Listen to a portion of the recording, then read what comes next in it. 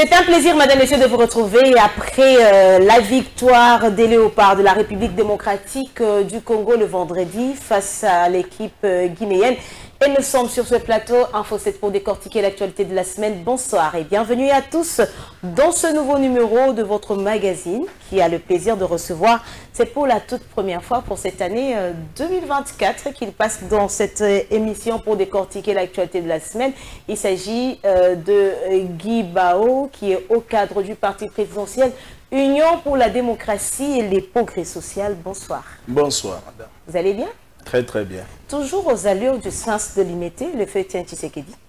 Oui, parce que c'est le symbole qui a incarné les changements et la démocratie en République démocratique du Congo, raison pour laquelle nous voulons perpétuer son image à travers notre comportement et attitude. Et même ce chapeau que je vois, qu'on appelle généralement, communément, le mounirien, si je ne me trompe pas. Donc tout ça. Ça, c'est un look que le président Etienne Tshisekedi voulait toujours avoir avec lui. Alors, on fait aussi des limitations. Alors, vous êtes également membre de l'Union sacrée de la Nation et je vous reçois sur ce plateau. Comment se porte votre parti, le parti présidentiel, après les élections du 20 décembre dernier? L'UDP se porte bien, au-delà de divergences, de tout ce que vous avez suivi, des mécontentements de gauche à droite, nous nous portons bien. Alors, depuis que Félix-Antoine Tshisekedi est devenu président de la République démocratique du Congo, les peuples congolais, les observateurs et certains politiciens se posent la question, mais finalement, à quand le président de l'UDPS? Parce qu'on n'a qu'un secrétaire général. Ça viendra, ça viendra. Mais ça viendra quand? Déjà plus de 5 ans. Qu'est-ce qui se passe? Qu'est-ce qui vous manque? Non, en fait, on a connu une période de turbulence terrible depuis que nous avons accédé au pouvoir. Et nous nous sommes dit, nous voulons donner la priorité à l'accompagnement du président de la République et de ses initiatives. Donc pour l'organisation du parti, on va revenir sur ça. Vous allez trouver mieux violer les statuts de votre parti? Bon, parce que le statut prévoit quand même un président. Absolument. Le plus important pour nous, nous nous sommes dit d'abord le Congo. Nous autres, on peut souffrir. Qu'est-ce que vous cachez? Le Congo d'abord. Qu'est-ce que vous cachez? La priorité, c'était la réélection du président. Lui donner une majorité, c'est ce qui est fait. Vous pensez que organiser, je ne sais pas, des élections, une rencontre pour l'élection d'un président, c'est coûteux pour vous? Non, ce n'est pas coûteux, mais on avait mis ça entre parenthèses pour atteindre les plus grands objectifs, l'accompagnement du chef de l'État. C'était par stratégie. Une stratégie? Bien sûr. Alors, à quand finalement le président de l'UDPS? Ça va venir, le moment opportun, l'opinion sera informée. Est-ce une question qui vous met mal à l'aise? Non, pas mal à l'aise. Félix-Antoine Tshisekedi, président de la République démocratique du Congo, un deuxième mandat. Alors, qu'est-ce que Félix n'a pas fait selon vous lors de son premier quinquennat et qu'il devra faire? En fait, le président Félix Tshisekedi a fait beaucoup de choses. Le deuxième mandat, il s'agit de consolider ses acquis. Et ce qu'on n'a pas bien fait, on n'a pas encore terminé le problème du chômage des Congolais. Ça, nous allons continuer. C'est la raison pour laquelle vous allez constater à travers le programme à 6 axes, on revient sur ce qui n'a pas été terminé. Plus d'emploi, plus de sécurité, plus de pouvoir d'achat de notre peuple. Donc ce sont des points que nous allons à la fois consolider et essayer de poursuivre pour améliorer. Dans son discours lors de son investiture au Stade de Martyrs dans la capitale de la RDC, Félix-Antoine Tshisekedi a mis l'accent sur la salubrité de ville du pays. Comment est-ce que vous pouvez interpréter ces propos du président de la République? Le président a dit de très bonnes choses dans son discours-là. Il a parlé de 3 initiatives présidentielles. Il a parlé du désenclavement de certains territoires. Il a parlé de l'assainissement de la ville dont vous êtes en train de faire allusion. Et il nous a annoncé une bonne nouvelle. Il a dit que pour faire ça, il fallait des moyens. Nous avons au moins 7 milliards de dollars que nous allons récupérer dans les renégociations du contrat avec 6 communes. Donc, nous avons le même entendement. La bonne nouvelle, c'est que les moyens sont là, dispo. Nous espérons que cette fois-ci... Assainissement des villes de la RDC, qu'est-ce qui manque? C'était le moyen, les moyens sont disponibles. Maintenant, c'est l'équipe qui va accompagner l'application de ce projet. Vous pensez que réellement, ce sont les moyens qui ont manqué à nos villes? Absolument. Absolument. Lorsqu'on parle de la salubrité ou de l'insalubrité caractérise aujourd'hui certaines provinces, pour ne pas dire toutes les provinces de la RDC, ce sont les moyens? Bon, le problème, c'est qu'on parle des provinces dans l'ensemble. Il y a le moyen, qui est le premier élément, mais il y a aussi les exécutants. L'équipe qui va concrétiser la vision du chef de l'État, c'est les différents gouverneurs. Donc, il y a ces deux aspects, il y a le moyen, il y a les hommes. Parce que la vision est déterminée, il y a ce facteur-là. Nous avons vu plusieurs institutions qui n'étaient pas stables. Il y avait des gouverneurs qui sont tombés par motion. Il y avait un peu des situations qu'on n'a jamais vues au sein des institutions dans nos provinces. Aujourd'hui, comment est-ce que vous pouvez analyser la gestion des provinces pour les 5 premières années de Félix-Antoine Tshisekedi? Bon, l'analyse, c'est le président qui l'avait effectuée publiquement. Il a dit à travers... Vous, en tant que politique? Bien sûr, je partage cette façon de voir les choses. D'ailleurs, toute l'opinion sera d'accord avec nous par rapport aux éléments que vous êtes en train de soulever, qu'il y a un problème de dysfonctionnement dans les rapports entre les gouverneurs et les assemblées de leurs provinces respectives. C'est la raison pour laquelle le président de la République a proposé pour une réflexion si on pouvait désormais modifier ces dispositions constitutionnelles au lieu d'élire les gouverneurs, mais qu'on les nomme. Ça, c'est le point de vue du président de la République. Il a dit, on peut expérimenter ce que le maréchal Mobutu avait fait en son temps, la nomination des gouverneurs, les gouverneurs de non originaires des provinces, mais on laisse les assemblées provinciaux en place, mais il avait demandé une réflexion pour voir comment on peut garder les assemblées sans avoir un impact sur la gestion du gouverneur. Donc, ce sont des réflexions qui sont en chantier, que beaucoup d'intellectuels sont en train d'enrichir. Est-ce que de cette façon, vous êtes d'accord avec certaines personnes qui estiment qu'il est temps de changer même la constitution de la RDC? Pas dans l'ensemble. Dans certaines dispositions, oui. Par exemple, c'est que je viens... Au-delà de ce que vous venez d'énumérer sur ce plateau, oui, qu'est-ce que vous voudriez voir aussi changer dans la constitution actuelle du pays? Bon, peut-être deux. Il faut étudier aussi l'importance ou l'existence de certaines structures d'appui à la démocratie. Bon. Suppression des assemblées provinciales et du Sénat? Non, pas suppression, mais peut-être attribuer des rôles qui ne vont pas paralyser le fonctionnement des institutions. Parce que vous avez parlé tout à l'heure, est-ce qu'il y avait seulement le moyen qui avait constitué un handicap pour le gouverneur? Non, il n'y a pas eu que le moyen. Il y a eu aussi les dysfonctionnements des gouvernements provinciaux. Ça doit être réglé dans les rapports avec leurs assemblées. Bon, donc, moi, je ne parle pas de des institutions sont budgétivores à l'étape actuelle de la refondation de la République démocratique du Congo. Le pays a plus besoin d'argent. Oui, lorsque le moment viendra, on va faire un débat avec des propositions, il n'y a pas de problème. Mais déjà, à vous entendre parler, vous n'êtes pas d'accord? Je suis d'accord pour les gouverneurs, mais pas pour la suppression des assemblées, parce que l'esprit du contrôle doit demeurer. Ça, on veut aussi assurer l'équilibre des institutions. On ne peut pas nommer des gens forts qui ne vont pas rendre des comptes. Non, il faut des gestionnaires qui rendent compte. Madame, Messieurs, prenons à présent ce premier dossier de notre rendez-vous de la semaine, exceptionnellement parce que c'est une actualité, c'est une joie immense pour les Congolais de la République démocratique du Congo et ceux qui vivent ailleurs à travers le monde, la qualification des Léopards face à la Guinée.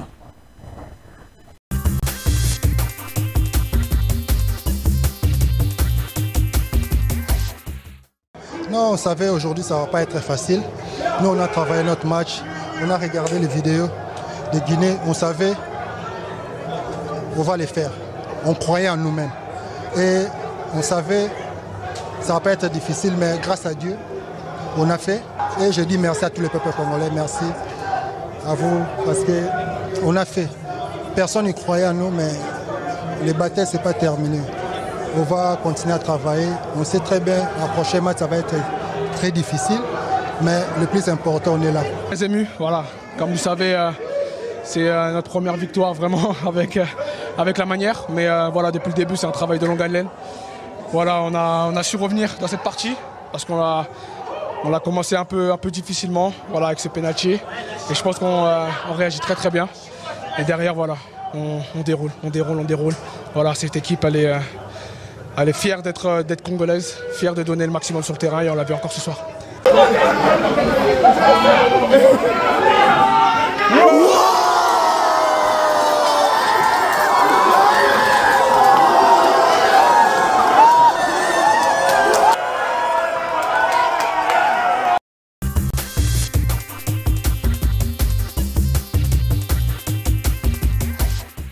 Guibaou, vous êtes sportif, je pense bien. Vous avez suivi cette rencontre RDC-Guinée. Alors la RDC ne cesse de surprendre. Comment est-ce que vous aviez accueilli cette bonne nouvelle? C'était une joie immense de voir notre pays se retrouver en demi-finale. Ça fait plusieurs décennies au niveau de la CAN, on a connu des difficultés. En tout cas, on peut dire bravo le pas. Les gars se sont bien comportés sur le terrain. Ils nous ont fait un grand plaisir. Et comme on est des patriotes, on ne peut que se réjouir de cette victoire. Alors la prestation des Léopards lors de cette CAN 2023? Une bonne prestation, bien que la première partie, à la phase des poules, on n'a pas connu une grande victoire. Mais moi, j'avais de l'espoir après avoir constaté la difficulté qu'a eu le Maroc face aux Léopards. Je me suis dit, l'équipe elle est bonne. Il manque quelques ajustements, de finition au niveau de l'attaque. On va aller plus loin. Moi, ça avait suscité vraiment de l'espoir.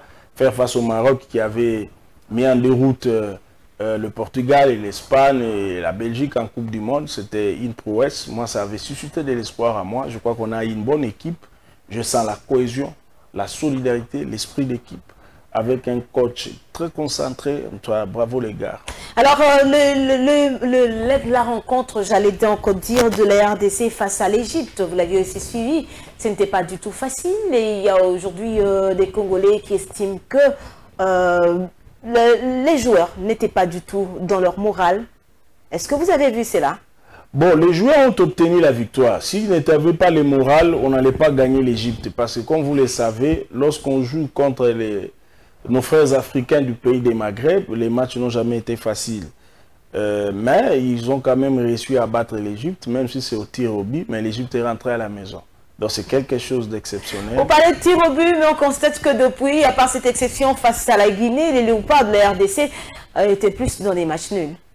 Bon, vous savez, dans l'évolution des compétitions, hein, l'équipe aussi évolue. Si on regarde un peu l'histoire sportive du monde, on a vu même le Portugal lors de l'Euro où ils avaient remporté.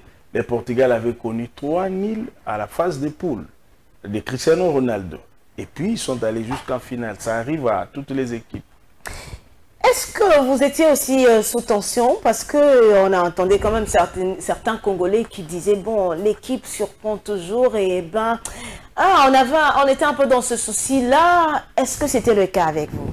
Sous pression, oui, pas de tension, parce que moi j'étais confiant. Comme je vous ai dit, la rencontre avec le Maroc m'avait donné des assurances qui peuvent faire quelque chose, question d'ajuster quelques points. Et qu'est-ce que vous voulez voir aujourd'hui le coach ajuster? Non seulement plus de, parce qu'on ne va pas changer l'effectif, plus de travail sur les attaquants dans la finition. Hier, on a marqué le but, c'est très bon, mais s'ils peuvent encore... C'était pour la première fois hein, que les Léopards ont marqué, ont remporté sur terrain, voilà. Ouais. Avec un but magnifique de Maswaku, que tout le monde est en train de dire que c'est le meilleur de buts de la Coupe d'Afrique des Nations. Tu peux être gaucher et pas marquer. Lui, non, mais aussi je souligne cela, c'est parce qu'on sait tous que les gauchers, parfois, c'est un côté qui n'a pas plus de force, mais voir qu'il a tiré et que ça a donné de résultats, voilà pourquoi il faudra le souligner. Donc, il faut vraiment saluer. Il y a le moral dans l'ensemble des joueurs, c'était un bon moral. Chancel Mbemba a commis une faute, mais il a fini par marquer pour nous montrer qu'il avait le moral. Silas Kantompa qui est entré, il a fait aussi la différence. Donc moi j'ai dit, dans l'ensemble, bravo les gars. Et il faut le dire, lorsque les jeunes gens jouent, ils ont le soutien de l'autorité suprême du pays. Le président de la République fait Tshisekedi. On l'a vu d'ailleurs, il était également dans la joie. Absolument, il y a une vidéo qui avait même circulé où il était sûr de lui-même. Lorsque vous voyez les chefs de l'État vous soutenir, ça ne peut que vous donner l'envie d'aller plus loin. Alors, on voit que le sport essaie un peu de réunir tout le monde. On a vu sur Twitter, autres réseaux sociaux, les opposants qui ont apporté leur soutien, notamment Martin Fayoulou qui a apporté son soutien au Léopard. C'est une bonne chose. C'est le Léopard, c'est l'équipe de tout le monde. Parce qu'à un moment, on pensait qu'il y avait des gens qui estimaient que même le match n'arrivait plus à réunir tout le monde, opposant comme le pouvoir. Non, cette fois-ci, ça va changer. Ça va changer. C'est une très bonne chose, ça rassemble le Congolais, c'est au moins ceux qui se reconnaissent, ceux qui sont contre. C'est leur affaire, mais en tout cas, moi je dis, s'il y a des opposants qui sont contents, c'est une très bonne chose, il n'y a pas de problème. Alors, les Léopards de la RDC sont à 2 doigts de la finale. L'avenir de Léopard dans cette compétition pour ramener cette coupe en République démocratique du Congo? Moi je suis optimiste. Tout dépend de la détermination de nos Léopards. Je suis très optimiste. On a la possibilité d'amener la coupe à Kinshasa. Tout dépend de leur détermination. Alors, les gens étaient en train les temps passés, on mettait un peu aussi l'accent sur le ministre. Aujourd'hui, dans cette compétition, les Léopards de la RDC sont accompagnés par le ministre de Sport, Kaboulou Mona Kaboulou, un ancien journaliste sportif. Comment est-ce que vous voyez son leadership à la tête de ce ministère? Bon, je crois que, comme on a les résultats, on peut dire bravo. Ah, s'il n'y avait pas de résultats. En tout cas, les gens ont le droit de critiquer. On a les résultats. Beaucoup de gens n'avaient pas donné beaucoup de chance à ces Léopards au regard de ce qui s'est passé lors des éliminatoires de la Coupe du Monde. Mais on doit dire bravo. Mais comme c'est un sport d'équipe, bravo pas seulement au ministre, bravo à l'ensemble du personnel qui a travaillé. Il y a sur le plan technique, il y a la fédération, il y a plusieurs niveaux. Donc, toutes les parties prenantes. Toutes les parties prenantes, on peut dire bravo, bravo, ça évolue. Avant de prendre un deuxième dossier, mais on se rappelle lorsque les Léopards de la RDC ont atterri en Côte d'Ivoire, ils étaient habillés au rythme traditionnel et ça fait parler plus d'une personne. C'est votre cas aussi? Non, parce que moi je sais que le football ou le jeu, les sports dans l'ensemble, il y a une dimension illusionniste, culturelle. Les gens ont tendance à croire, s'il faut leur donner cette impression-là pour les faire perdre, je crois qu'il n'y a pas de mal. Madame, Messieurs, nous allons prendre ce deuxième dossier de notre rendez-vous de la semaine. Ça fait exactement 7 ans depuis la disparition, donc le décès du Sens de Limité, l'opposant historique qui a fait parler de lui, non seulement en RDC, mais aussi au-delà des frontières de la République démocratique du Congo. C'était un certain 1er février.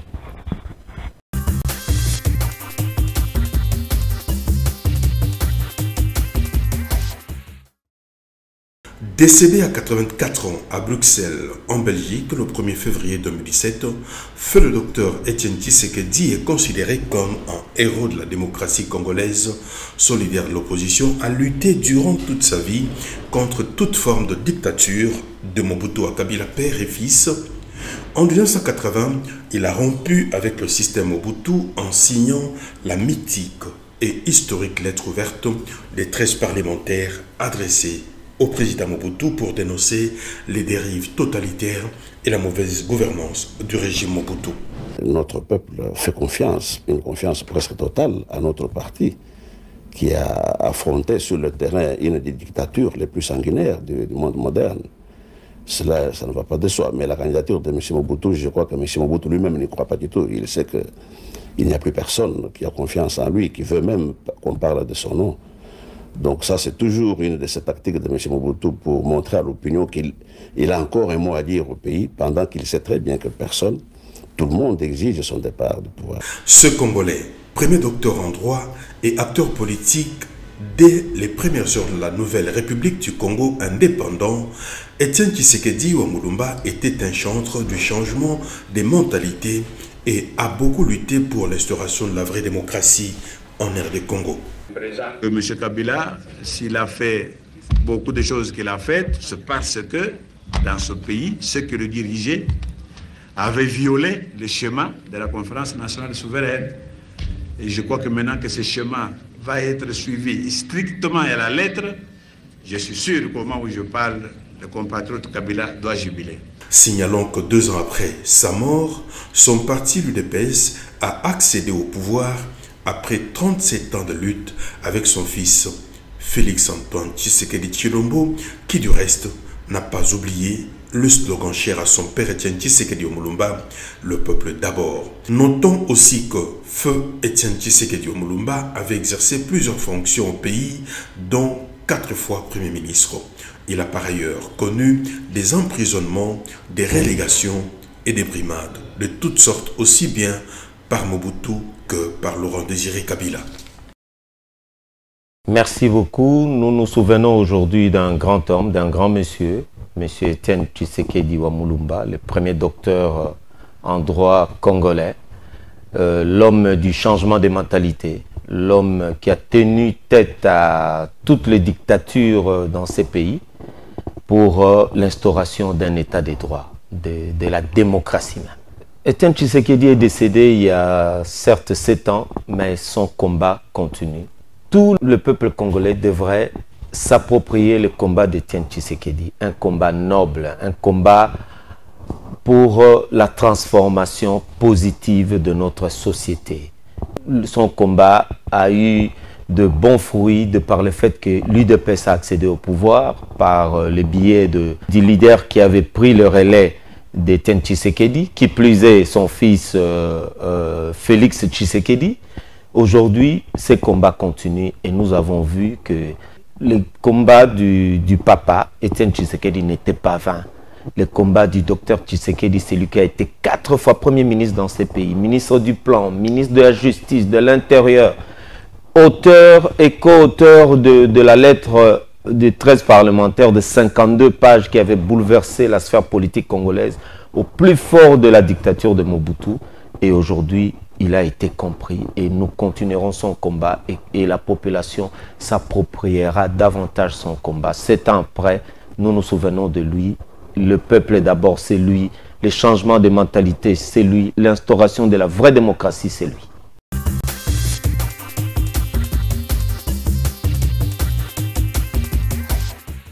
Sept ans déjà, jour pour jour depuis la mort de feu Étienne Tshisekedi, le 1er février. Ce jour-là, quand vous vous êtes réveillé, quels sont les sentiments qui vous ont animé? Bon, d'abord, c'est un sentiment de tristesse pour avoir perdu un être cher qui était notre papa politique, qui nous a donné le goût de faire de la politique. Peut-être sans son engagement et de ses collègues fondateurs, on n'allait pas faire la politique.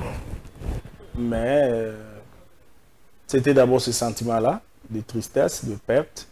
Et puis un sentiment de courage, de se dire non, nous en tant que disciples de papa Étienne Tshisekedi, nous allons continuer le combat. Et nous avons continué. Aujourd'hui, nous sommes très fiers. Nous avons produit un président de la République en 2 temps. Premier mandat, deuxième mandat. En tout cas, nous sommes très fiers. Vous pensez que la lutte, vous êtes toujours dans la vision de feu Étienne Tshisekedi? Nous sommes dans sa vision. Mais il y a des gens qui estiment que vous passez maintenant à côté de son idéologie. Non, vous savez, papa Tshisekedi, c'est d'abord, je parle des valeurs qu'il nous a inculquées, c'est l'amour du Congo. Vous allez constater, dans les chefs du premier d'entre nous, le président de la République Tshisekedi, vous allez voir, il incarne cet amour du Congo, un bon père de famille. Papa Tshisekedi, c'est l'amour de Congolais.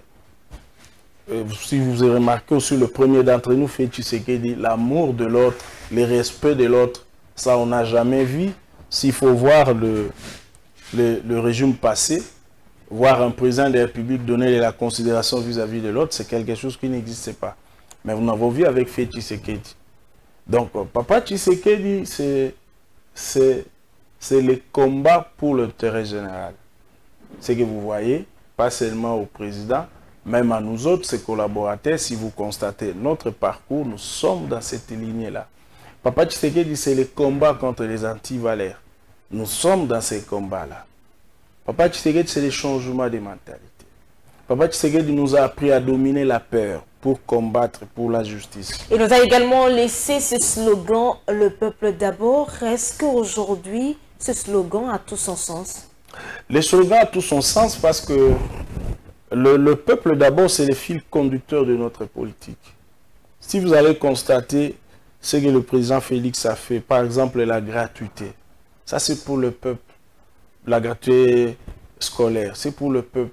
la gratuité de la maternité, c'est pour le peuple. Le projet des 145 territoires, c'est pour le peuple. Donc il y a des projets, je sais qu'on ne peut pas dire que nous l'avons fait tel que sont les attentes du peuple dans l'ensemble, mais les bases sont jetées. C'est déjà la preuve que nous sommes encore dans cette philosophie-là du peuple d'abord. Et si aujourd'hui le feu Étienne Tshisekedi revenait en vie, pensiez qu'il serait donc ou qu'il sera content de vous? Oui, il a des enfants qui vont dire bravo, il a des enfants qui vont dire toi tu n'as pas bien fait le travail. Normal pour tout parent. Mais pourquoi alors certaines voix estiment que l'UDPS s'est détourné de la vision de feu Étienne Tshisekedi? Parce qu'ils ont constaté peut-être certaines erreurs dans les chefs de certains amis, mais ce n'est pas généralisé. Ça arrive dans toute société humaine. Il y a des amis qui se sont égarés un peu, mais ce n'est pas le cas de tout le monde.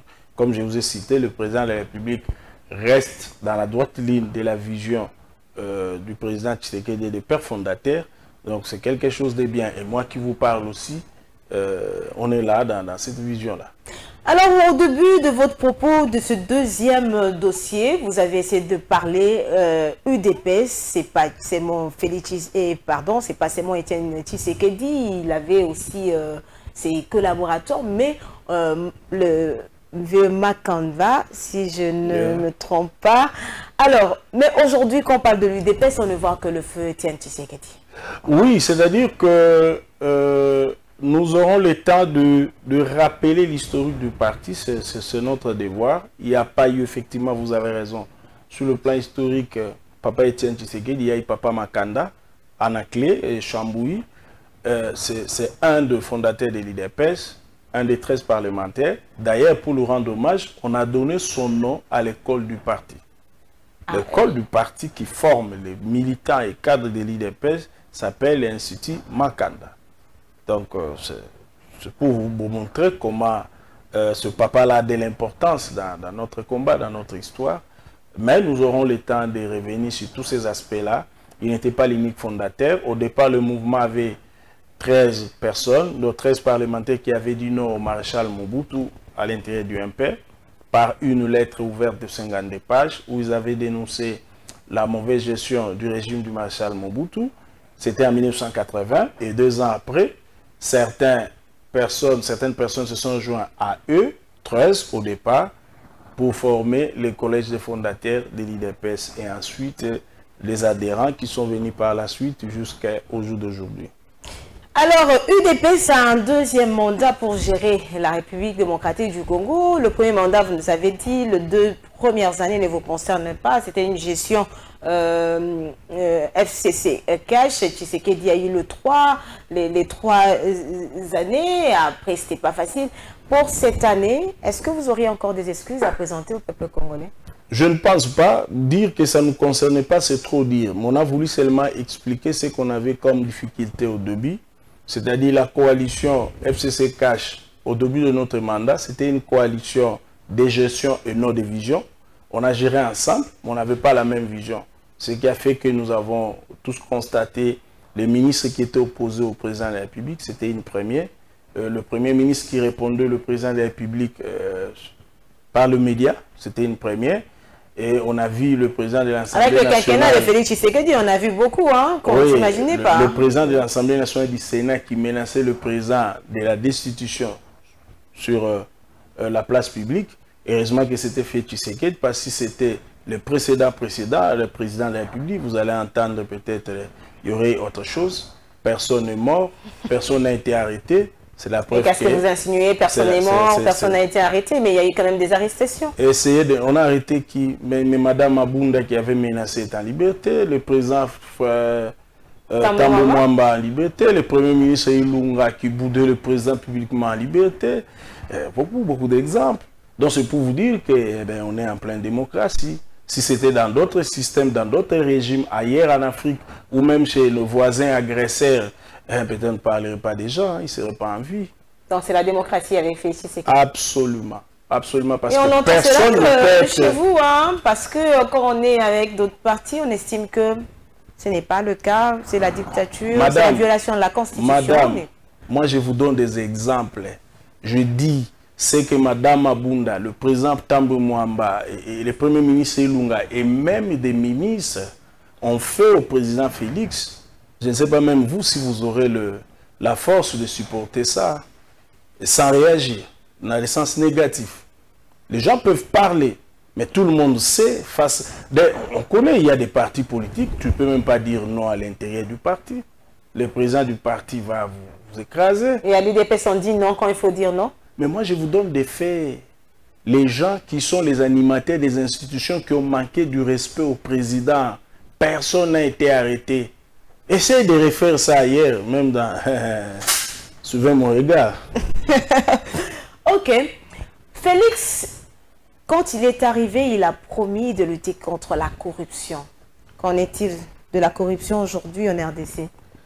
Oui, c'est un combat qui a déjà commencé, mais qui n'a pas encore produit tous ses fruits.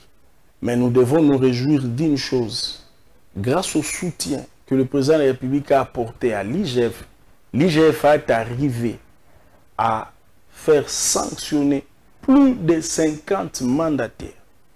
Madame, on en parle rarement au chômage. Parce que... Ils devaient répondre de leurs actes ou ils devaient se retrouver au chômage? C'est une étape. C'est une étape. Bien sûr. On a vu quand même certains, plus les proches du parti présidentiel, qui sont entrés et sont sortis. Ça, c'est... Vous savez... Une étape aussi. Malheureusement, nous avons fait 18 ans, 32 ans. Hein, nous sommes un peu déformés. Nous sommes convaincus que pour faire arrêter des gens, c'est l'affaire du président de la République. Ce n'est pas le cas. Lorsqu'on arrête quelqu'un, on l'amène devant les cours des tribunaux. Ça, c'est ce que nous devons apprendre. La justice, c'est aussi un pouvoir, le pouvoir judiciaire. Et le pouvoir judiciaire peut arrêter Madame... Mais on estime qu'il y a un pouvoir qui dépend du parti présidentiel. Non, pas du parti présidentiel. Le parti présidentiel, c'est une affaire privée. Ça, c'est au niveau de l'État, madame. C'est difficile de comprendre parce que vous êtes habitué que les partis présidentiels se mêlent un peu du fonctionnement de la justice. Ce n'est pas le cas avec nous. Et parce qu'on a vu au début, c'était plus les proches. Les cas, par exemple, de Tieni Longondo qui était sorti après, tout ce qui est... Et à tel point que la population dit, bon, le tombeau est vide. Non, vous madame, avez suivi ça, non? Madame, est-ce que vous connaissez, pendant les 18 ans, un moment où on a arrêté les membres du parti présidentiel pour des problèmes de gestion, même pour 2 jours? Ça ne s'est jamais fait. Donc, c'est un spectacle que vous offrez? Ce n'est pas un spectacle. Mais la justice est indépendante. Mais madame, je n'ai pas le droit de vous poser des questions, mais je vais vous parler des faits. Mais Laurent Gbagbo, ancien président ivoirien, mais il a été arrêté, condamné. Manapel, il n'a pas été relâché. Là aussi, c'était fait, tu sais que? Pas du tout. Le VPM Jean-Pierre Bemba, il a été arrêté, condamné. Mais lorsqu'il est allé en appel, c'était pas fait. Tu sais qu'elle dit? Ça dit la justice peut vous auditionner par rapport aux éléments à sa possession et constater qu'il n'y a pas assez de preuves et vous donner la liberté. Ça n'a rien à voir avec le président de la République. C'est ce que nous voulons que nous tenions. Voilà, c'est le pouvoir judiciaire où le président aussi, toujours dans ces combats-là contre la corruption dont vous avez fait allusion, pour renforcer le pouvoir judiciaire, il a procédé au recrutement de plus de 5000 magistrats. Maintenant, là, ces magistrats-là sont en train d'être affectés à travers la République. Il est tenté de renforcer les mécanismes de sanctions contre les magistrats avec le Conseil supérieur de la magistrature. Donc, le président Félix n'a pas renoncé au combat contre la corruption. Il est dedans. Donc, c'est tout un processus. C'est tout un processus dans un pays où la corruption était un état de vie des hommes politiques. Pendant plus de 50 ans, on ne va pas arrêter ça en 5 ans, madame. On a besoin du temps. Donc c'est un peu ça. Le changement est un processus, dit-on. Madame, messieurs, prenons à présent notre dossier de notre rendez-vous de la semaine.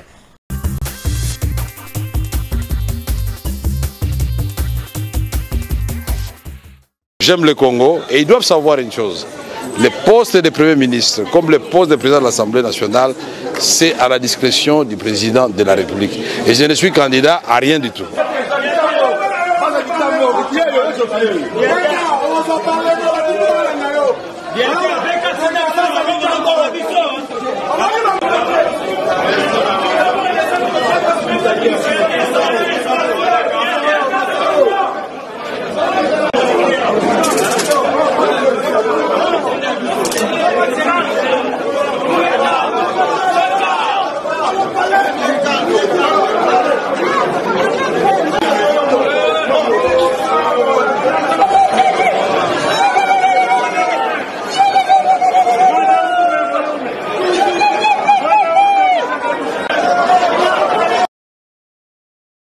Nous voulons un gouvernement pas un gouvernement avec beaucoup de membres. Comment on appelle ça? Le gouvernement éléphantesque. Éléphantesque. Mais avec un petit groupe de gens qui sont efficaces. C'est pour cela que nous disons quel type d'homme il faut chercher, hein, n'est-ce pas? La méritocratie. La première chose, c'est que le chef de l'État doit en fait promouvoir la méritocratie. Ah oui, il doit laisser cette histoire de 4 députés, on vous donne n'importe quoi. Mais il y a des antivaleurs. J'ai oublié de citer une des antivaleurs qui commence à entrer dans les sangs. Vous êtes candidat député national, votre suppléant, c'est votre femme. Vous le laissez là-bas. Vous le laissez là-bas parce que vous voulez devenir ministre. Elle devient députée, hein, n'est-ce pas? Et puis, parce que vous êtes au pouvoir, vous le mettez aussi comme administrateur ou PCA dans une entreprise. Donc, une même famille se retrouve avec plusieurs revenus alors qu'il y a le chômage dans notre pays. Vous voyez, c'est un déséquilibre. Il faut quand même une sorte de partage équitable de richesses de notre pays, n'est-ce pas? Donc il faut arriver à aimer les autres, l'amour de la nation. L'amour. Vivre pour les autres, c'est l'amour de la nation. Oui, mais... Aimer Dieu, aimer son prochain, aimer son pays.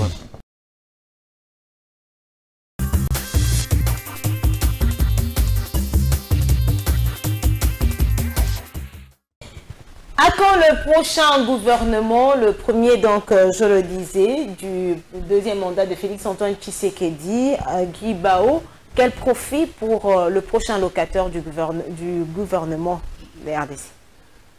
La compétence, on a besoin d'un premier ministre compétent. Il y a l'intégrité, parce qu'on doit lutter contre la corruption. Pour lutter contre la corruption, il faut être soi-même intègre. Et puis l'amour de la patrie. Lorsqu'on est patriote, on va... L'amour de la patrie, vous insistez, pourquoi? Oui, parce que lorsqu'on a l'amour de la patrie, on va tout faire. La patrie, là, sera gérée comme on gère sa maison, comme on gère sa famille, comme on gère ses enfants. On ne peut pas leur faire du mal. Ce sont les mêmes valeurs qu'on trouve partout, hein, parce qu'il faut regarder là où les gens ont réussi, c'est-à-dire un peu partout dans le monde. Là où les gens ont réussi à faire évoluer leur pays, c'est parce qu'ils ont eu à mettre à l'avant-plan de personnalités qui ont un niveau de morale élevé, qui sont compétents, qui ont l'amour de la patrie. Alors, comment est-ce que vous avez réagi lorsque vous avez appris, certainement par voie médiatique, la création d'une nouvelle plateforme au sein de l'Union Sacrée de la Nation, chapeautée notamment par Vital Kamerhe, Julien Paluku et compagnie? Bon, la première vue, je m'étais dit, les hommes politiques sont libres de se retrouver en association parce que le droit de créer des associations sont reconnus par la Constitution. La liberté de réunion est reconnue par la Constitution. Ça, c'est un premier volet. Le deuxième volet, je me suis dit, bon, sur le plan historique, l'existence de sous-plateformes crée aussi les dysfonctionnements de la grande plateforme. Les gens se rappelleront à 1994, lorsque l'Union Sacrée Radicale, avec Papa Etienne Tshisekedi, prenait son élan, il y a eu l'existence de sous-plateformes. Il y avait une sous-plateforme URD de Papa Kengwa Dondo et de feu Maître Gérard Kamanda. L'existence de cette plateforme était à la base de la déstabilisation de l'Union Sacrée de l'opposition. Donc, au regard de ces leçons historiques, ça nous a mené un peu à se méfier. Mais je crois que l'affaire est bien gérée au niveau du présidium de l'Union Sacrée. J'ai suivi un des initiateurs a dit qu'il n'avait pas d'ambition. C'est pas ce que les gens pensent. Mais lorsqu'on suit par exemple le propos de Vital Kamerhe qui brandit déjà en disant moi j'ai plus de 100 député. C'est ce que je dis. C'est ce que j'ai dit. Est-ce une menace à l'endroit de l'Union sacrée de la nation en rapport avec le prochain gouvernement? Moi, je ne veux pas parler d'une menace, mais je dis peut-être qu'il y a une ambition qui va être exprimée. Peut-être les cadres n'étaient pas appropriés, mais ce sont des débats qui doivent se faire au niveau du présidium de l'Union sacrée. Alors, dans ce cas, il y a des gens qui parlent d'une rébellion au sein de l'Union sacrée parce que ça ne va pas entre vous. Non, la rébellion n'a pas continué. Dès lors, les amis ont dit qu'il n'y a pas de problème. Mais ce n'est pas une rébellion en gestation? Non, moi je ne vois pas ça comme ça. Je me dis seulement, les hommes politiques, voyant les enjeux de l'ère, la formation du gouvernement, ils se disent que non, est-ce qu'on ne peut pas se positionner à tel endroit pour être bénéficiaire? Bon, à la limite, ça peut se faire, mais pourvu que cela suit les règles normales, respecte l'autorité du chef, l'autorité morale qui est le président de la République, qui ne soit pas affaibli dans la recherche de nos intérêts. C'est tout ça qu'il faut dire. Vous connaissez la personne de Vital Kamerhe qui vous a accompagné en 2018 jusqu'à avoir le premier mandat. Qu'est-ce qu'il représente pour vous? C'est notre partenaire. C'est notre partenaire. Sincèrement? Bien sûr, bien sûr. C'est notre partenaire, on ne peut pas dire mieux. C'est notre partenaire, il a accompagné les chefs de l'État. Vous avez vu comment vous pouvez... Un discours politique? Non, c'est notre partenaire. Alors pourquoi tant de frustration au sein de l'Union sacrée de la nation? Madame, entre les humains, ça arrive. Si déjà les gens qui ont connu un même père et une même mère peuvent avoir des divergences, pourquoi pas ceux qui ont connu le même père politique, le fondateur du Congo? C'est normal. Alors, qu'est-ce qui se passe entre, comment se portent les relations aujourd'hui entre le pouvoir en place et la SENCO et Sissi? Je pense qu'il n'y a pas de problème. Vous avez vu qu'il y a un problème? Il n'y a pas de problème. Investiture du président de la République, notamment l'abbé Donatien Cholet qui n'était pas là. Mais j'ai vu certains ont représenté l'Église catholique. Est-ce que vous pensiez vraiment que l'abbé Donatien Cholet pouvait manquer à un grand rendez-vous comme ça? S'il est pris. Et puis le libre, ce n'est pas une convocation. Moi, ce que je sais, s'agissant de la SENCO, j'avais suivi leur dernière déclaration où la SENCO a pris l'engagement, au-delà de tout ce qu'ils ont dénoncé, d'accompagner le président de la République. Moi, j'ai trouvé que c'est ce que je peux retenir de positif. Mais pourquoi, comme d'habitude, pas des messages de soutien, de félicitations, comme l'ont fait certaines confessions, certaines plateformes? En démocratie, on n'oblige pas les gens, madame. Mais selon vous, ce silence? Les gens sont libres. Moi j'ai évolué à côté de Papa Etienne Tshisekedi. J'ai fait 34 ans d'existence à l'IDPS. J'ai appris à intérioriser la notion de la liberté, madame. Les gens sont libres. On ne peut pas obliger à quelqu'un de dire « Félicitez madame Noëlla parce qu'elle vient de terminer ses études ». Ce n'est pas toute la famille qui t'avait félicité, mais ce n'est pas pour autant qu'ils sont contre vous. Vous voyez un peu. C'est comme ça, moi, je vois le monde. Moi, je dis, le plus important, dans les messages des évêques, moi, j'ai lu les soutiens au président de la République, l'accompagnement, moi, ça me suffit. Quelles leçons tirez-vous de ce processus électoral en République démocratique du Congo? On en a eu le premier, le deuxième, le troisième, ce processus électoral. Bon, il y a plusieurs leçons. Hein. La première leçon que j'ai tirée, je me suis rappelé des propos de notre mentor, Papa Etienne Tshisekedi, qui nous avait dit que le peuple était devenu mature. Ça, je l'ai vu. Le peuple congolais a fait un choix entre les leaders éclairés qui défendent les intérêts du pays et ce qu'on avait dit, les candidats de l'étranger. Donc le message était passé, le peuple avait intégré les enjeux. La deuxième leçon que j'ai tirée, ça c'était magnifique, ça m'a rappelé Papa Tshisekedi, parce qu'il m'avait dit, le jour où vous allez vous rendre compte que le peuple est devenu mature, peut-être je ne serai plus là. Et effectivement, je me suis rendu compte, la manière dont le peuple a réagi à chaque fois qu'on disait fraudeur, c'était pathétique. un peuple opposé à la tricherie, opposé à la fraude. Madame, c'était magnifique. Ça fait partie des leçons que moi j'ai tirées. Je me suis dit, eh bien, on est en face à un peuple mature qui ne veut pas défrauder comme dirigeant. Alors, vous avez parlé des candidats de l'étranger. Félix-Antoine Tshisekedi, lors de son discours d'investiture, a tendu la main à tout le monde pour la construction de ce pays, la République démocratique du Congo notamment. Il a demandé aux opposants de venir. Est-ce que vous êtes prêts à accueillir tout le monde, même les candidats de l'étranger? Le chef a parlé. Si les gens peuvent se convertir, c'est une très bonne chose. C'est pas mauvais. C'est une très bonne chose. On a besoin de tout le monde pour reconstruire le Congo. Katumbi, tout le monde. Tout le monde. Alors que Katumbi était déjà avec vous, il est parti. S'il revenait, vous allez l'accueillir? Mais il est libre. Il est libre. Il connaît qui est Félix Tshisekedi. Parce que, d'abord, s'il faut voir son passé, il était au PPRD. Nous, nous étions à l'opposition. Et puis, nous nous sommes retrouvés au rassemblement. Et puis, nous sommes allés à Genève. Félix Tshisekedi marginalisé, humilié. Félix président, il fait un effort pour ramener les autres. Passeport, facilité. Il connaît que Félix Tshisekedi, c'est un homme qui a un bon cœur. Ça, ils le savent tous. Et il réclame quand même sa victoire que vous avez volée. Non, personne n'a volé sa victoire. Une victoire éclatante. Le soutien de toutes les provinces. Madame, il fallait vivre ça à l'intérieur du pays. Je crois que vous l'avez vécu comme journaliste. C'était pathétique. Mais il réclame quand même la victoire qui a été volée. Ça, c'est une posture politique. Ça, c'est un discours politique simplement. Ça n'a rien à voir avec la réalité. Il essaie, madame. Il essaie qu'il n'avait pas gagné parce qu'il n'avait pas...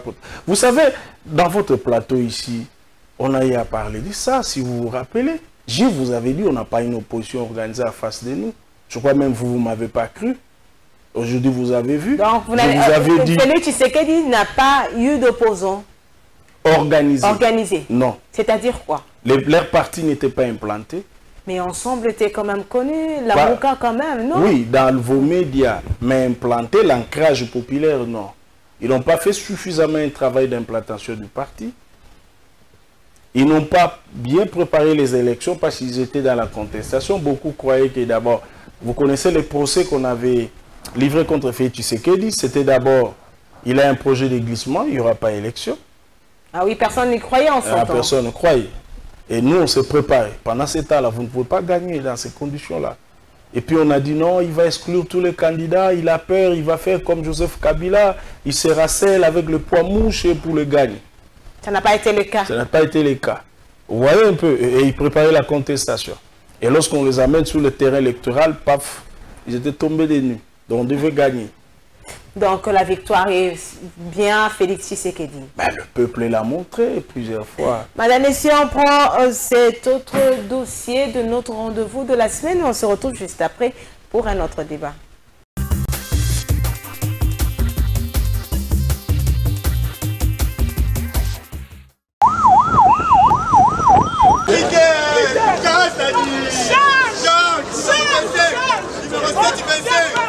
Ce rendez-vous est historique au Palais du Peuple. Et c'est avec un moral d'acier que le patron de la territoriale, Maître Peter Kazadi, maire élu dans les districts de Moamba, fait son entrée à l'Assemblée nationale. Comme tout le monde, Peter Kazadi Kankonde a répondu à l'appel des noms qui a été fait au début de cette session extraordinaire. Cependant, l'Assemblée nationale, sous la présidence du secrétaire général, n'a pas tardé d'installer son bureau d'âge. Fort de ses 81 ans, Christophe Mbosso est désigné président doyen d'âge. Le poste de premier secrétaire est confié au député Serge Bahati, tandis que la fonction de deuxième secrétaire revient à Ajma Tembo. Un rappel, lors de son enregistrement 48 heures avant la séance d'ouverture de la session extraordinaire, le maillot jaune des Moamba, Peter Kazadi Kankonde, avait réitéré sa volonté de travailler pour l'amélioration des conditions de vie des Congolais en général et celle de ses électeurs en particulier.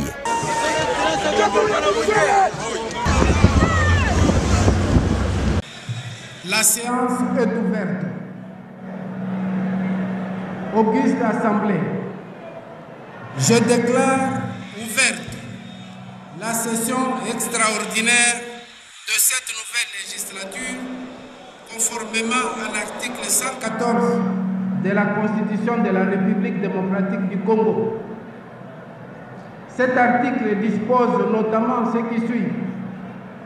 Chaque chambre du Parlement se réunit de plein droit en session extraordinaire le 15e jour suivant la proclamation des résultats des élections législatives par la Commission électorale nationale indépendante.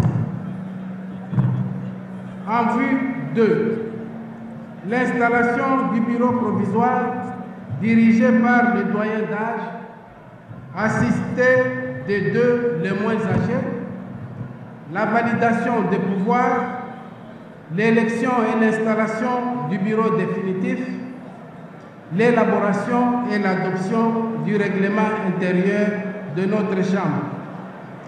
La séance d'ouverture est présidée par le secrétaire général de l'administration de chacune des deux chambres. La session extraordinaire prend fin à l'épuisement de l'ordre du jour. Fin de citation. Auguste Assemblée, la séance de ce jour réunit les compatriotes élus aux élections législatives nationales le 14 janvier 2024, proclamés élus aux élections législatives nationales le 14 janvier 2004 par la Commission électorale nationale indépendante et qui constitue l'Assemblée nationale de cette 4e législature de la 3e République.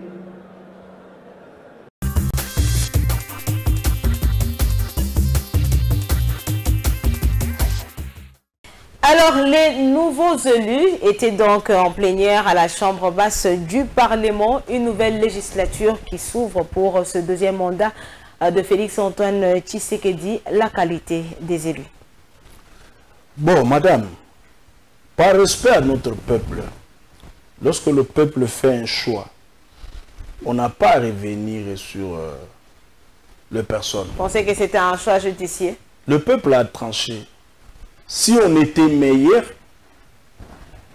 on pouvait être parmi les élus. Malheureusement, vous Si n'avez même vous pas n'êtes postulé. pas, oui, ça c'est mon cas, je parle d'une manière générale.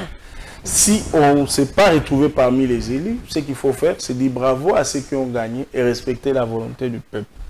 C'est le suffrage populaire. Vous m'avez posé la question tout à l'heure sur les leçons à tirer. Je n'ai pas... Vous n'avez pas terminé de tirer toutes les leçons. Ok, allez-y. Il y a aussi une leçon, je crois, moi j'ai tiré personnellement, que nous allons partager au parti, la formation des électeurs. Expliquer aux électeurs le processus dans l'ensemble. Je crois que c'est un travail qui n'a pas été fait suffisamment. Expliquer par exemple le seuil, c'est quoi? Comment ça devrait se faire? Moi je crois que ça c'est la responsabilité de nous, partis politiques, bien sûr de la CENI aussi, pour l'opinion. Ça allait nous permettre d'éviter certaines difficultés que nous avons connues.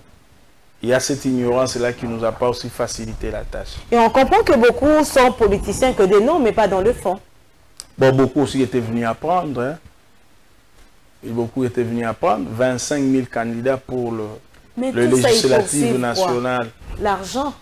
Madame, chacun a ses ambitions. Non, mais vous connaissez que la plupart, c'est pour l'argent. C'est leur droit. Ils sont aussi congolais comme moi. Moi, je ne peux pas leur interdire. Surtout que la loi fondamentale, la Constitution n'interdit pas aux Congolais d'être candidats. Moi, j'ai constaté... Mais peut-on quand même résoudre ce problème, non? Plus de 20 000 $ pour des gens qui dorment déjà, on a vu dès le premier jour ceux qui somnolaient. Non, ne caricaturez pas, madame, ça peut vous arriver. Il ne faut pas être trop sévère. Dès le premier jour. Même les enfants, la rentrée scolaire, tout le monde est dans la joie, non? Madame. L'enfant est dans la joie parce qu'il sait qu'il va s'habiller, c'est une nouvelle tenue qu'il va porter. Mais dès le premier jour, les gens qui somnolent. Là n'est pas le problème. Le problème se pose à quel niveau? Le problème, c'est qu'il faut leur exiger un travail de qualité. C'est le contrôle. C'est ce qu'on leur demande. C'est la production législative, c'est-à-dire la création de lois. Les gens qui ont brillé par leur compétence, si je peux le dire, qui ont géré pour certains des provinces, se retrouvent aujourd'hui à l'Assemblée nationale. Vous pensez attendre de ces personnes? Beaucoup ont été sanctionnés, madame. Beaucoup ont été sanctionnés. Vous savez, madame, le suffrage populaire est un peu complexe. Je me rappelle vers les années 90, pendant la guerre de l'Irak, j'avais suivi un reportage d'une députée, ex-actrice de porno, je crois en Italie. Ouais. Nous, on n'a pas connu ça. Moi, je me rappelle. C'était pas la qualité. D'ailleurs, je me rappelle encore, je crois, l'Italie, on a connu aussi une ministre qui avait un passé aussi pas bien. Les gens le suivaient même dans son bureau pour dire « Toi, tu étais tel. » C'est un peu complexe, mais moi, je crois que j'ai confiance. Tout ce que nous pouvons faire en tant qu'électeurs, parce que nous tous, nous étions électeurs, insister sur un travail de qualité. La personne peut somnoler, l'autre peut même ne pas somnoler, mais être un antivaleur incroyable. Ce n'est pas la somnolence pendant les plénières, mais un travail de qualité qui doit produire. Quand vous parlez de travail de qualité, qu'est-ce que vous attendez concrètement de cette nouvelle législature? On a vu quand même plusieurs figures de l'UDPS entrer. On voit notamment Peter Kazadi, on voit le secrétaire général de l'UDPS, on voit plusieurs figures quand même connues du parti au pouvoir qui ont rejoint l'Assemblée nationale. Oui, le travail de qualité, c'est le contrôle de l'exécutif, le contrôle, tout ce que la loi impose au Parlement. Le parlementaire a deux devoirs, produire des lois et exercer le contrôle. Et aujourd'hui, on les identifie aussi dans la construction des infrastructures, dans la construction des écoles, dans la construction des... C'est pas ça les rôles. Et même quand ils passent, c'est ce qu'ils font passer en première. Non, c'est ce que vous nous demandez souvent. Mais il faut recadrer. C'est comme ça, on répond, ok, on va porter cette demande au niveau de l'exécutif. C'est ce qu'on a dit. Alors, aujourd'hui, il y a une opinion qui estime que on a beaucoup de lois dans ce pays. Il faudra marteler ou mettre l'accent sur l'application des lois. Et il faudra arrêter de continuer à proposer encore d'autres lois alors qu'il y en a autant. Comment vous répondez à ces personnes?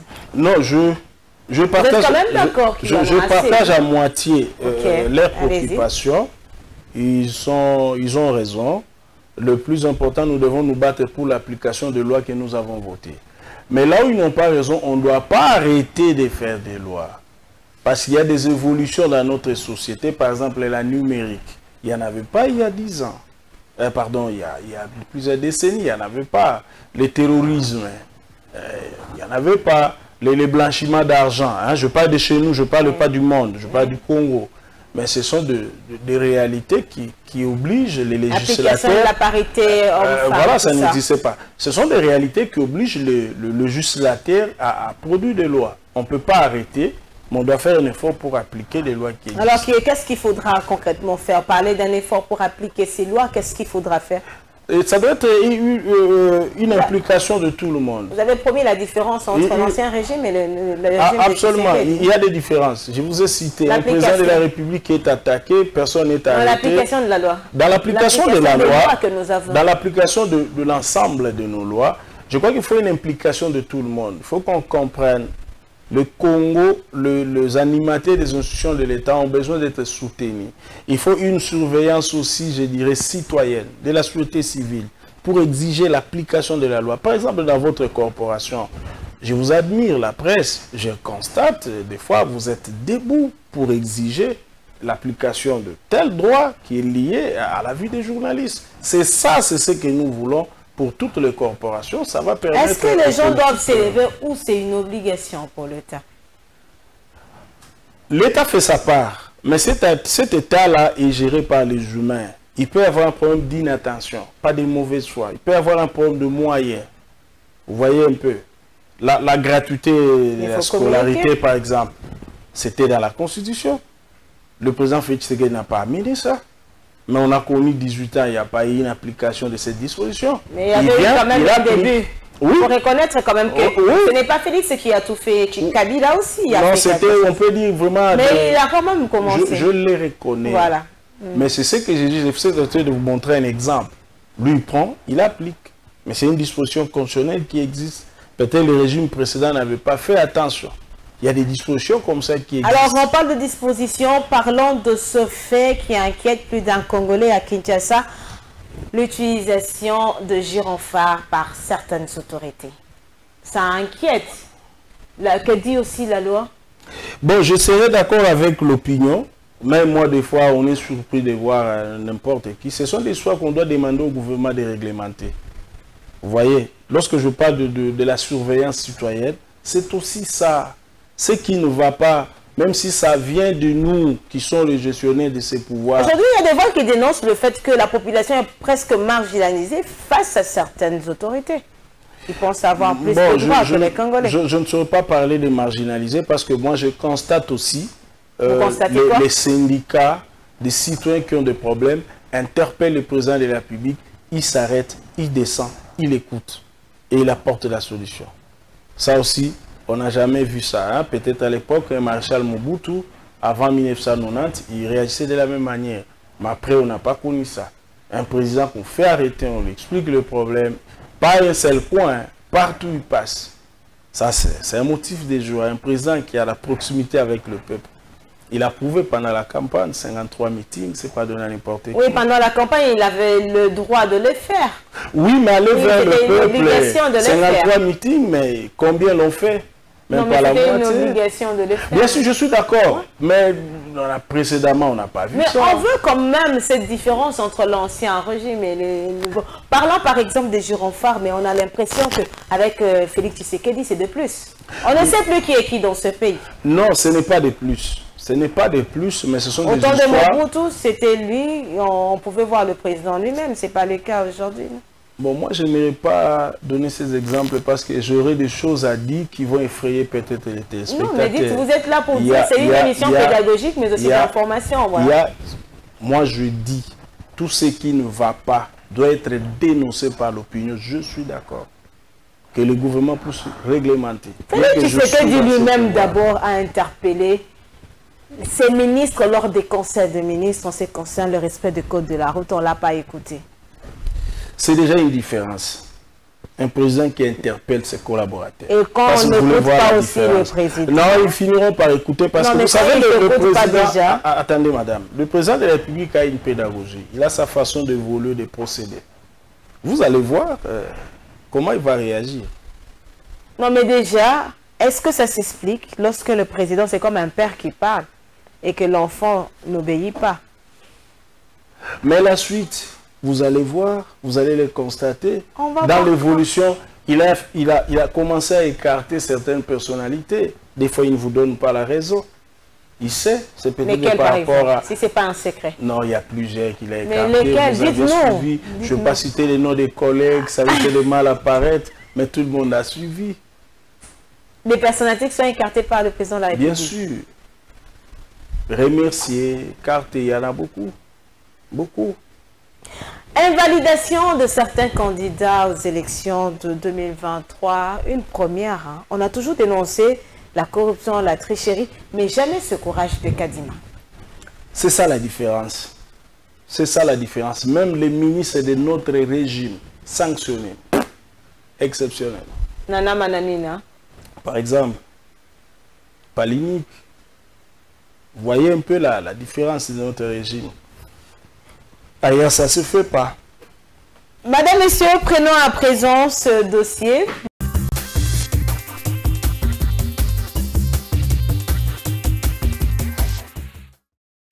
Nous, parti et regroupement politique signataire de la présente déclaration, nous faisons les constats suivants. 1. 16 jours après la publication des résultats provisoires des élections législatives nationales, la CENI n'a jamais rendu public les résultats détaillés des candidats à députés nationaux des partis et regroupements politiques dits, j'insiste bien, j'insiste sur le mot dit, n'avoir pas atteint le seuil national d'éligibilité et ce, en violation flagrante des dispositions de l'article 71 de la loi électorale. Nonobstant toutes les difficultés si haut indiquées, au regard de quelques procès-verbaux des résultats des élections législatives nationales collectées et les évaluations internes faites par nous-mêmes, partis et regroupements politiques signataires de la présente déclaration, il est visiblement ressorti que nous avons tous atteint les 10 seuils nationaux d'éligibilité et sommes ces jours scandalisés d'être classés par la CENI comme ne l'a pas atteint. Eu égard au triste constat si haut indiqué, exigeons 1. Que préalablement à tout examen des requêtes soumises à la Cour constitutionnelle, la CENI publie impérativement les résultats des législatives nationales du 20 décembre 2023 dans leur intégralité, sans omettre aucun candidat par circonscription et par bureau de vote. Faute de quoi, nous serons en droit de croire que nos partis et regroupements politiques sont victimes des règlements de comptes politiques, que si nos 3 premières revendications si haut indiquées ne sont pas honorées, nous considérons désormais que la publication des résultats provisoires des élections législatives est devenue une question politique et solliciteront l'implication personnelle du président de la République en sa qualité de garant du bon fonctionnement des institutions pour que équité et justice soient respectées, que la Cour constitutionnelle, dernier rempart de notre pyramide judiciaire, examine les requêtes lui soumises en toute indépendance, conformément aux lois de la République, et ordonne à la CENI d'effectuer non seulement les recomptages des suffrages, mais aussi la compilation manuelle dans les centres locaux de compilation des résultats des élections législatives et de les rendre publics avant la proclamation des résultats définitifs des dites élections.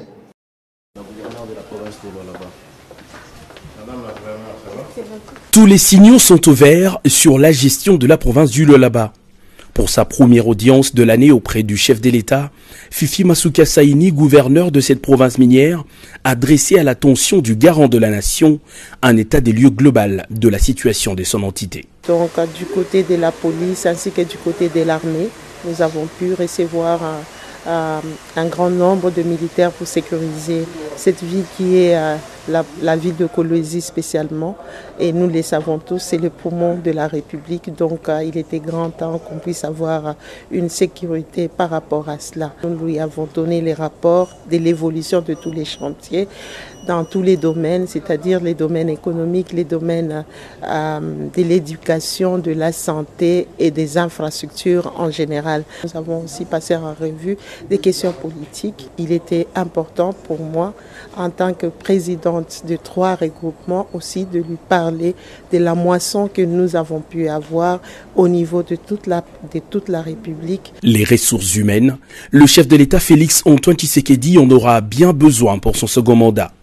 La gouverneure, elle, se dit toujours disposée à servir pour le bien du peuple. Je suis plus que disposée de continuer avec le mandat, le deuxième mandat du chef de l'État, surtout qui veut de ce mandat un mandat qui relève le social de la population de la RDC. Il veut de ces mandats que ce soit un mandat de développement. Donc c'est avec une grande satisfaction de toutes les instructions qu'il a pu nous donner pour que nous puissions continuer avec le deuxième mandat du chef de l'État dans les développements et à donner du sourire ainsi que relever les niveaux de vie sociale de la population de la RDC et celle en particulier de la province du Lualaba.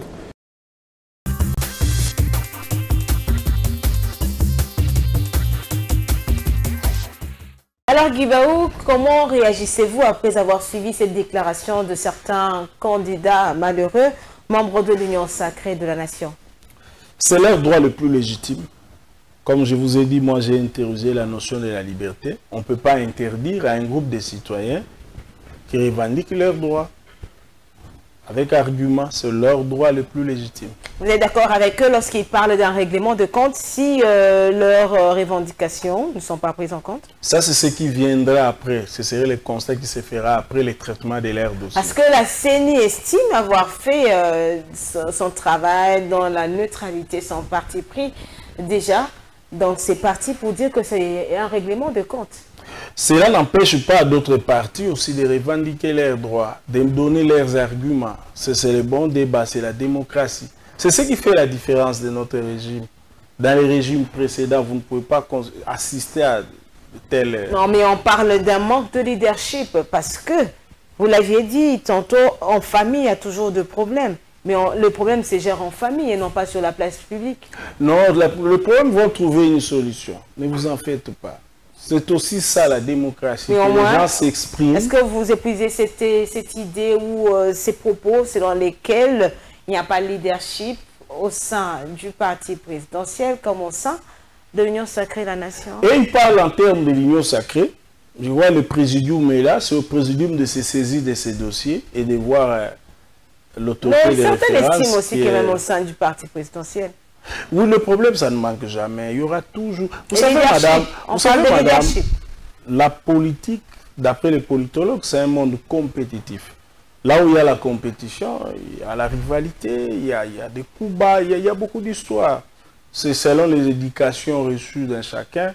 Celui qui a été élevé dans la violence va pratiquer la violence, va pratiquer la tricherie et d'autres méthodes douteuses. Ceux qui ont été élevés dans la bonne éducation vont se comporter aussi comme tel. Je vois que vous êtes en train d'éviter quand même ma question. On sait qu'en rapport avec le leadership, mais dites-nous avec les résultats des élections du 20 décembre 2023 au sein de l'Union Sacrée, vous en tant que parti présidentiel, vous veillez aux actions du président de la République, mais est-ce qu'il vous est arrivé de faire un constat sur l'attitude et comportements de certains partis politiques qui vous accompagnent?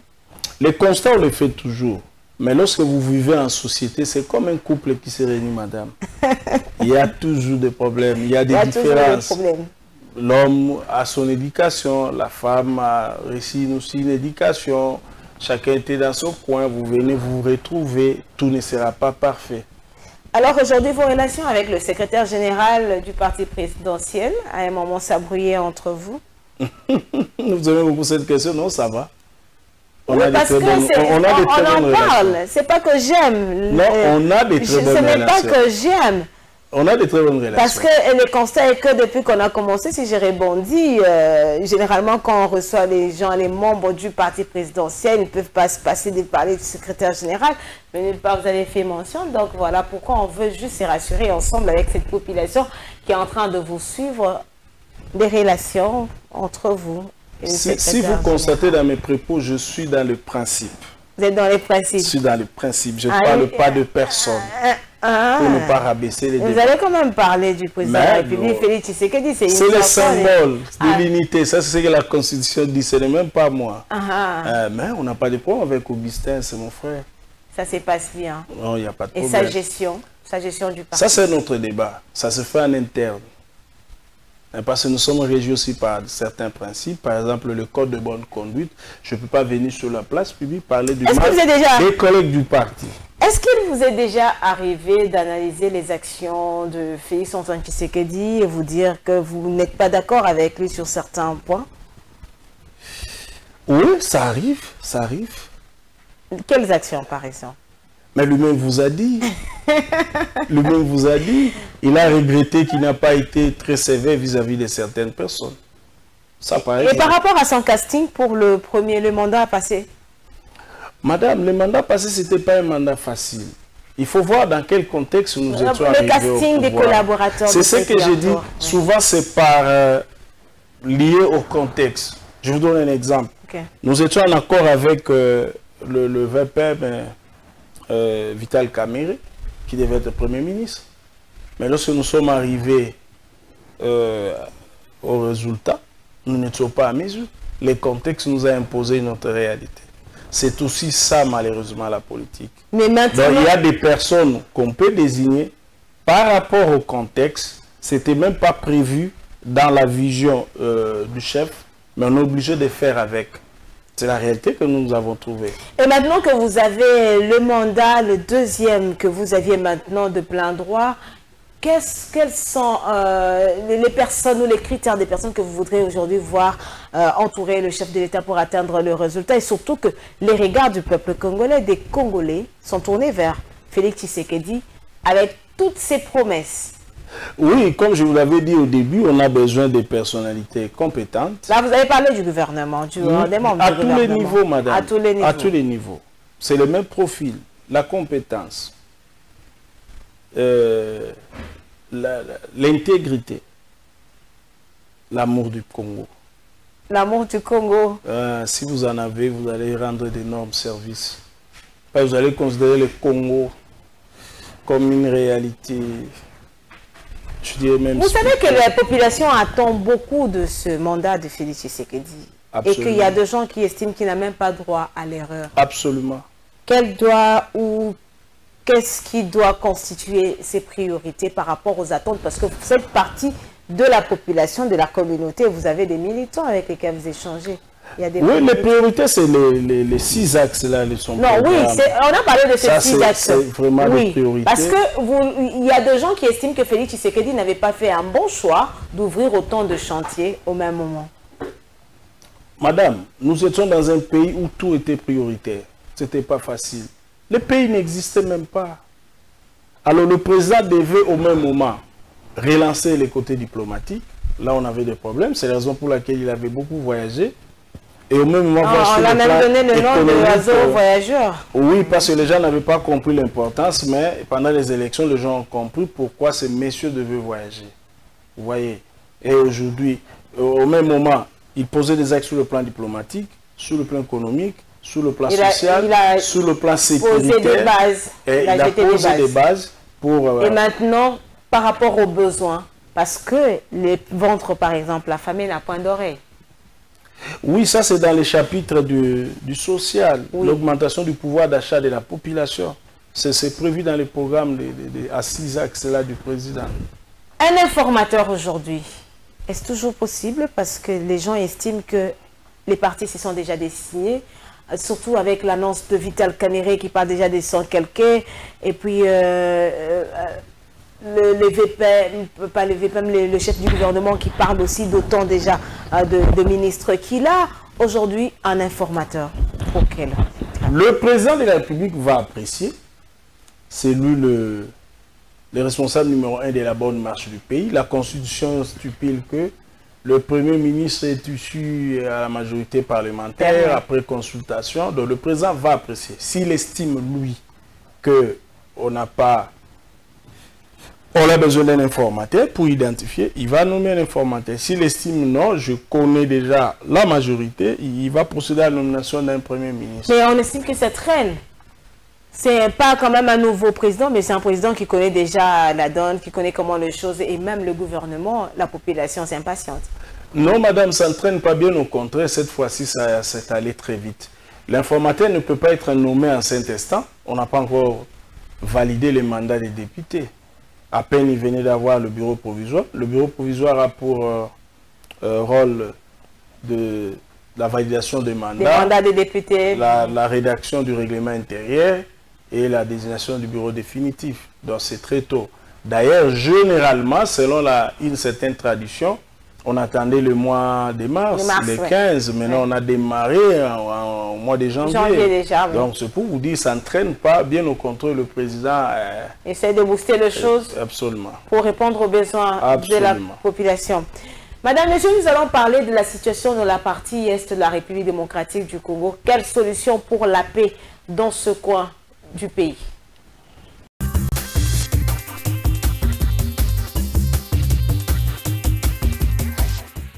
La montée en puissance de nos forces armées n'est pas incompatible avec une diplomatie agissante, parce que, vous savez, la guerre, on sait comment on la commence, mais on ne sait pas comment elle se termine. Et puis, nous sommes dans une région sensible. Je vous rappelle qu'il n'y a aucune rébellion qui peut réussir au centre du pays. Si aujourd'hui, le fameux M23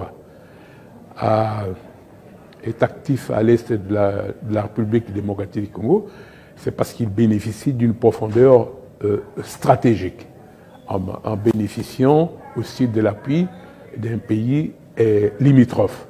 Mais si vous n'avez pas l'appui d'un pays limitrophe, vous ne pouvez pas. Alors là, il y a conjugaison de la montée en puissance de nos forces armées avec une diplomatie très active pour essayer de trouver une solution qui ménage notre place dans le concert des nations, mais cause moins de dégâts à la population et en même temps fait des économies par rapport à notre propre budget dont on a besoin pour résoudre les grands problèmes économiques et sociaux auxquels la population est confrontée. Arrêté depuis le mois d'octobre dernier pour avoir tenté d'assassiner des mains armées au croisement Willery boulevard Lumumba, leur frère biologique, fils aîné de feu colonel Mukubwa Chabani, en la personne de monsieur Gabriel Chabani Lissassi, patron des Congo Web TV, c'est ce vendredi 2 février 2024 que le procès opposant le ministère public aux deux frères Chabani, notamment Joe et Junior, s'est ouvert à la prison centrale de Makala. L'audience s'est tenue en présence de la victime et de deux accusés, ainsi que d'autres membres des familles. Le père de M. Cherubin Okende, la veuve, ses enfants, ses frères et sœurs ont constaté que ça fait 6 mois que M. Okende a été assassiné dans des conditions crapuleuses. Quel n'a pas été son étonnement de constater qu'on a fait l'autopsie il y a 4 mois et que jusqu'aujourd'hui, on n'a pas l'issue de l'affaire. Elle a adressé plus de 7 courriers aux autorités du parquet, n'a jamais reçu la moindre réponse. C'est à peine que le divisionnaire du parquet vient de donner le draft d'une copie de la lettre du procureur signée depuis autour de la suite réservée à nos courriers. Et donc, le procureur vient de nous recevoir, il a répondu que les corps étaient déjà à disposition de la famille de M. Cherubin Okende. Alors, la famille estime que on ne peut pas donner les corps sans avoir mis à la disposition de cette dernière les rapports de l'autopsie. Parce que si l'autopsie n'est pas à la disposition de la famille, eh bien, la famille n'a aucune latitude de la contester et de demander une contre-expertise. Mais parce que la famille est aux abois, la famille est fatiguée de prolonger ses deuils, elle vient de lever l'option définitive d'enterrer M. Cherubin Okende sans aucune autre forme de procès, sans aucune procédure quelconque, sans contrainte quelconque. Parce que le chef de l'État, qui est le champion de l'État de droit, a dit que la justice devrait faire la lumière sur l'assassinat de M. Okende. Le gouvernement s'est réuni. On a contacté les pays amis pour exiger l'expertise avérée en vue de participer à l'éclosion de la vérité. Mais que la famille est aujourd'hui, je voulais dire, déçue de constater que 6 mois après, elle n'a pas reçu la moindre information sur les circonstances de cet assassinat crapuleux. Elle décide donc aujourd'hui de faire les...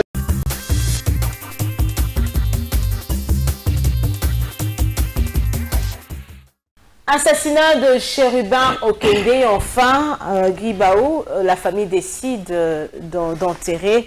Alors, des observateurs se posent la question de savoir que reste-t-il de l'état de droit. Bon, je crois que c'est une page triste. Il s'agit de la perte d'un être humain qui a été si cher à sa famille, à notre société.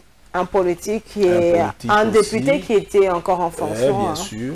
Je n'ai pas beaucoup de commentaires à faire pour l'instant, pour respecter aussi sa mémoire, la mémoire de l'illustre disparu vis-à-vis de sa famille.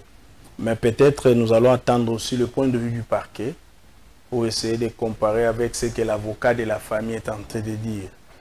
Si vous pouvez aussi avoir le point de vue du parquet, ça allait plutôt éclairer l'opinion. C'est tout ce que je peux dire pour l'instant.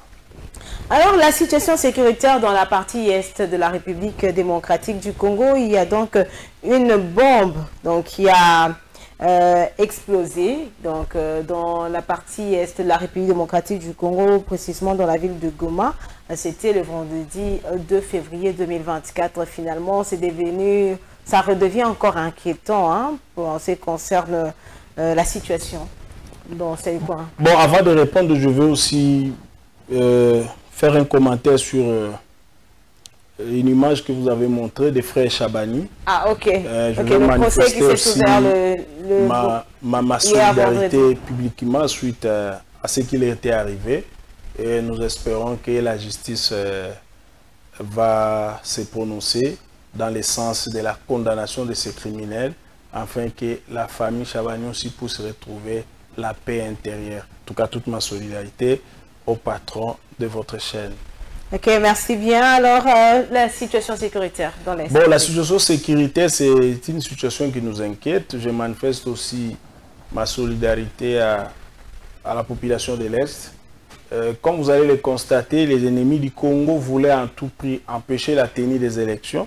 Ah, c'était ça? C'était ça l'objectif. La guerre à l'Est, entre autres objectifs, il fallait empêcher la tenue des élections. Mais pour quelle finalité? Pour arriver à la table des négociations. Madame, il y a des hommes politiques dans ces pays qui ne deviendront jamais ministres, ni premier ministre, ni président de la République, parce qu'ils sont incapables de se faire élire. Il y a que la violence qui peut leur donner l'occasion de les devenir. Mais alors, parlons de la situation de l'Est. Là, vous avez dit il y a des personnes qui ne voulaient pas la tenue des élections, mais on identifie l'ennemi de la RDC est bien connu, c'est le Rwanda. Quel intérêt le Rwanda aurait à empêcher? Qu'est-ce que vous voulez dire? Le Rwanda utilise des Congolais manipulables qui créent des mouvements rebelles comme par le passé, qui viennent ici, que c'est eux le rebelle, c'est eux qui ont des préoccupations, alors que ce n'est pas les leurs, c'est le Rwanda.